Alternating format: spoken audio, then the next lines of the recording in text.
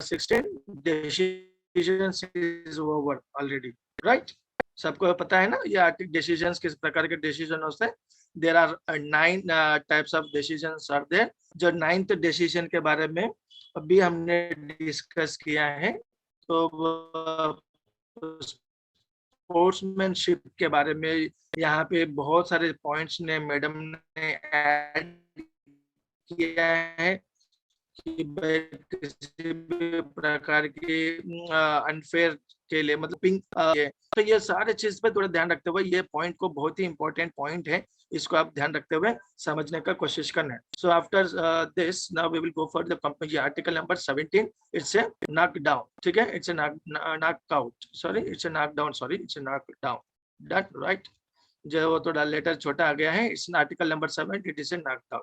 तो आप सबको पता ही है, सब लोग कहीं ना कहीं कोई भी ना कोई स्टेट कंपटीशन में या नेशनल कंपटीशन में देखे होंगे. को बहुत सारे लोग उसमें से नेशनल रेफरी भी कर चुके हैं, तो आपको बेसिक आइडिया होगा what is the knock down. Knock down means knock down. Okay, कोई भी खिलाड़ी को या पे मैच के दौरान किसी भी खिलाड़ी को कोई भी गंभीर चोट पहुंचती है, तो क्या इसका मतलब गंभीर चोट पहुंचती है, तो वहां पे प्लेयर थोड़ा सडनली उसका अपना खेलने का गेम यहाँ पे रुक जाती है. ठीक है, तो that we consider it as a knock down. जैसे कि फेस को किक लगा है, ठीक है, तो प्लेयर थोड़ा ही take some time to continue the next level, next step, तो थोड़ा टाइम लेता है. तो इमीडिएटली क्या करता है, तो कोई भी पार्ट यहाँ पे द बॉडी इसमें बताते हैं कि क्या बताते हैं, जब कोई भी प्लेयर किसी भी गंभीर चोट लगती है गेम में, तो उसका वो सिचुएशन में हम क्या करते हैं कि यहाँ पे हम लोग उसको नॉकडाउन कहते हैं उस प्रोग्राम में. तो बट एग्जैक्ट इसको कैसे डिफाइन करते हैं यहाँ पे लिखा है, when any part of the body other than the sole of the foot, okay, touches the floor due to the force of the okay, due to the force of the opponent scoring technique, है ना. Yes, ये भी का ये game में जैसा कोई भी स्कोर करने का प्रयास करते हैं ना, एक प्लेयर दूसरे प्लेयर के ऊपर स्कोर करने का कोशिश करता है एक वैलिड टेक्निक के द्वारा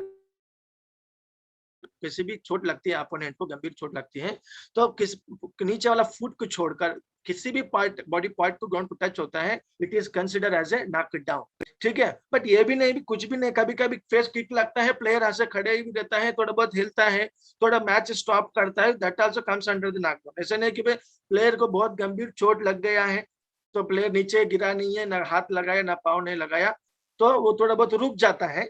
सो that is also we can consider.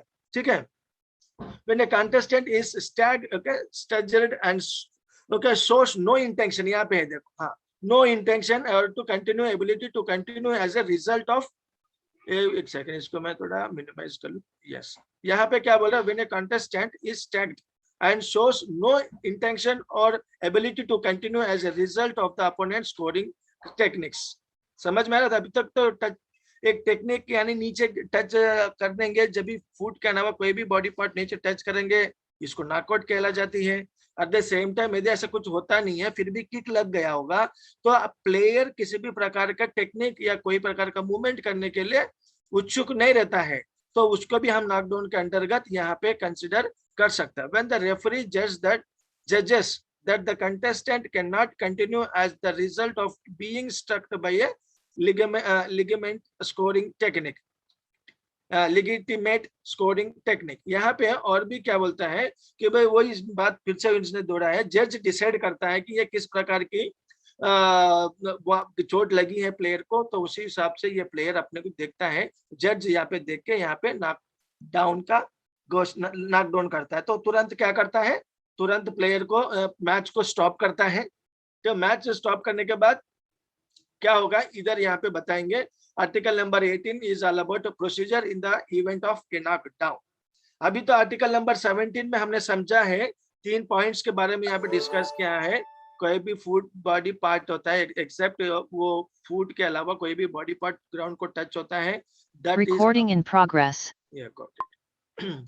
उसको टच होता है, ग्राउंड पे टच होता है, उसको भी हम क्या कर सकते हैं, उसको हम नॉकडाउन के अंतर्गत ही इसको कंसिडर करते हैं. एट द सेम टाइम नीचे नहीं गिरा फिर भी उसने रुक जाता है, किसी भी प्रकार का आगे की मूवमेंट नहीं करता है, तो उसको भी हम क्या बोल करते हैं यहाँ पे कंसिडर करते हैं, नॉक डाउन में ही कंसिडर करता है। द रेफरी और जजेस, ओके, वो ये लोग इस चीज का ध्यान देते हैं कि उसको किस प्रकार का वो स्कोरिंग टेक्निक के साथ उसका स्कोरिंग हुआ है, टेक्निक के वो फोर्सफुली अटैक हुआ, ये लोग देखते हैं। ठीक है, इसके बाद यहाँ पे बोल रहा है procedure in the event of a knockdown. तो बहुत आसान का वो अभी तो सबको पता है, नॉकडाउन कोई भी अपोनेंट को किक लगती है तो ऑटोमेटिक कभी ना कभी वो थोड़ा बहुत वेट करता है या कुछ गिर जाता है नीचे, बहुत सारी चीज होता है। तो ये प्रोसीजर क्यों रखा गया है, तो अगेन मैं ये आपको समझाना चाहूंगा, कोई भी आर्टिकल आप पढ़ते हो सुनते भी हो तो उसके बारे में आप सोचना है कि क्यों ये बनाया गया होगा, ये आर्टिकल क्यों बनाया होगा, ये आर्टिकल में ये पॉइंट्स क्यों रखा होगा, ये सारे चीज आपको ध्यान में रखते हुए पढ़ना चाहिए ताकि आपको आसान से इस चीज को समझ पाएंगे। ठीक है, you can easily understand if you read the article by keeping this points in mind. Okay, then the first point is procedure in the event of a knockdown. कभी भी आप जब सेंटर रेफरी करते हैं तो यहाँ पे हम ये कोच बन के, ये आर्टिकल को हम कोच बन के यहाँ पे कौन सा पॉइंट पे फोकस करना है ये यहाँ पे हम बताएंगे आपको। इसके बाद जैसे बेसिक चीज बताने के बाद, तो ये चीज आप याद रखना, भी हम ये जो पूरा कंपटीशन का रूल्स एंड रेगुलेशंस आर्टिकल्स पूरे इसीलिए पढ़ रहे हैं, बीइंग एज ए कोच, कहाँ आपके प्लेयर के साथ अच्छा हो सकती है, कहाँ आपके प्लेयर के साथ बुरा हो सकती है, तो कहाँ यहाँ पे गलतियां होते हैं जनरली रेफरीज का, ये सारे जानकारी देने के लिए या लेने के लिए हम यहाँ पे आर्टिकल्स को आपको समझा रहे। ठीक है, तो इसमें सबसे पहला है कि भाई आपको मालूम है जैसे नॉकडाउन होता है, referee shall keep the attacker away, खिलियो बोलता है फर्स्ट, खिलियो बोलने के बाद इमीडिएटली अपोनेंट को दूर करता है, जिसने मारा उसको दूर करता है। The referee shall first check the status of the downed contestant, जो खिलाड़ी जो गिर गया नीचे उसका पोजीशन को चेक करता है। In case the downed contestant stands up during the referee's counting and desire to continue the fight. Okay, अब क्या होता है कि इसके बाद चेक करता है, चेक करने के बाद रेफरी काउंटिंग शुरू करता है।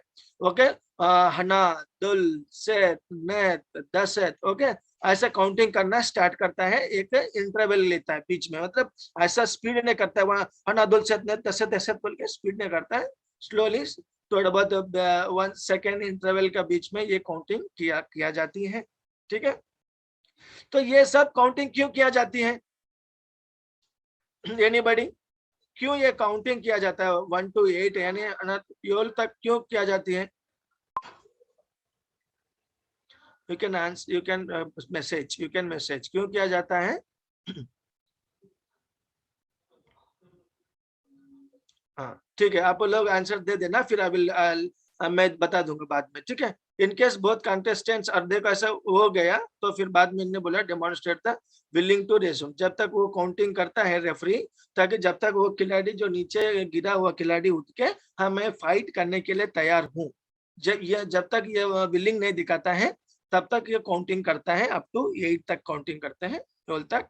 तो इसके बाद वो ऑटोमेटिक ये विलिंग दिखाता है तो फिर रेफरी सेंटर रेफरी मैच को स्टार्ट करता है। ठीक है, in case both contestants are knocked down, तो इसके बाद क्या होता है, कोई सिचुएशन में दो लोग एक साथ किक कर लेते हैं, वो बोला ना बहुत सारा स्पीड गेम है टाइक्वांडो यहाँ पे, और कभी भी कुछ भी हो सकती है हमारा टाइक्वांडो में, इसलिए इस चीज को भी हम ध्यान में रखते हुए सोचना चाहिए कि भाई दो प्लेयर एक साथ में जो किक कर लिया और दो प्लेयर एक साथ में गिर गए तो क्या करना है, तो यहाँ पे रेफरी क्या करेगा, yes we got messages, yes referee check करता है कि रेफरी चेक करता है कि ये प्लेइंग के लिए कर yes while injury, yes yes injury, ये देखो ये सिंपल वर्ड होता है कि भाई ज्यादा चोट लगा होगा, ये रिकवरी के लिए, यस ये जो आंसर आया है हमारे पास एर तक यदोल तक करता है कि ये रिकवरी के लिए किया जाती है। Very good answer Sagar,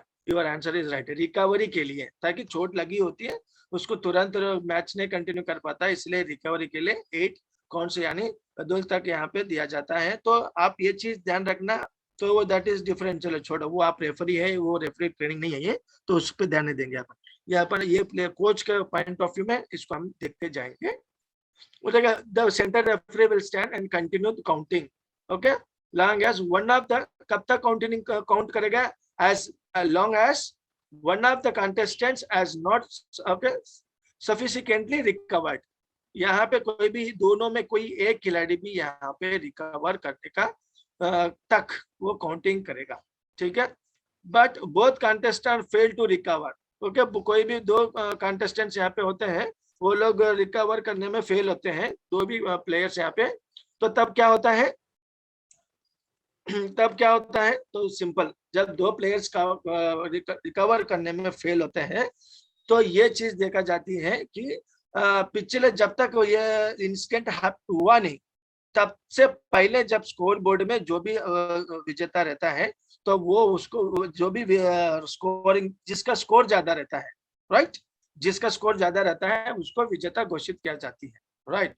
eight the same time इसमें ये भी एक पॉइंट मेंशन है, जब both the contestants fail to recover, okay, और ये भी रेफरी सेंटर रेफरी ये भी देखता है कि इसका प्लेयर्स में से कौन सा प्लेयर का लेवल क्या कब तक है, मतलब चोट होगा ना तो वो चेक करेगा कि कौन सा प्लेयर का स्थिति रिकवर करने के लायक है, ये भी थोड़ा बहुत चेक करने की संभावना होता है।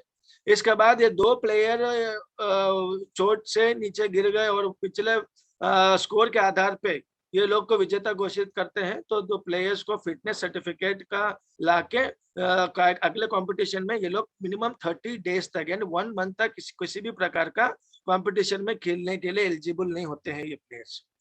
इसके बाद ये फिर डॉक्टर के साथ फिटनेस सर्टिफिकेट भी प्रोड्यूस करना पड़ेगा वर्ल्ड ताइक्वांडो के लिए, इंटरनेशनल लेवल में या फेडरेशन के नेशनल लेवल में है तो वो फेडरेशन के लिए किया जाना चाहिए, ठीक है। तो ये दो स्लाइड्स हम डिस्कस करते हैं, ये article number 17 and article number 18 इसमें है। बाकी जो आर्टिकल्स है उतना ज्यादा इम्पोर्टेंट नहीं है हमारे के लिए, so we will even though we discuss about that, okay, next class, और कल लास्ट क्लास है, लास्ट क्लास तक हम यहाँ पे ध्यान देंगे, उसमें डेफिनेटली वो करेंगे, ठीक है। वो बाकी क्लासेस देखेंगे। Right, now the time is, तो अपन ये क्लास लास्ट मॉर्निंग क्लास में जब knee butting and attacking with the knee के बारे में भी डिस्कस किया था ना, उसका भी मैं कंक्लूड कर देता हूँ। तो जब बच गया था उसमें एक पॉइंट ऑफ व्यू ये भी बच गए थे, कब कौन सा सिचुएशन होता है जिसमें attacking with the knee is not consider as a prohibited penalty. उसमें वो पेनल्टी होता है जब प्लेयर एक का एक यानी एक के बाद एक किक जब करने के लिए कोशिश करता है, पेडलिंग करता है ना, 2 किक 3 किक जब मारते में कभी भी प्लेयर का नी अपोनेंट को टच होता है, it is not comes under the prohibited act, butting and attacking with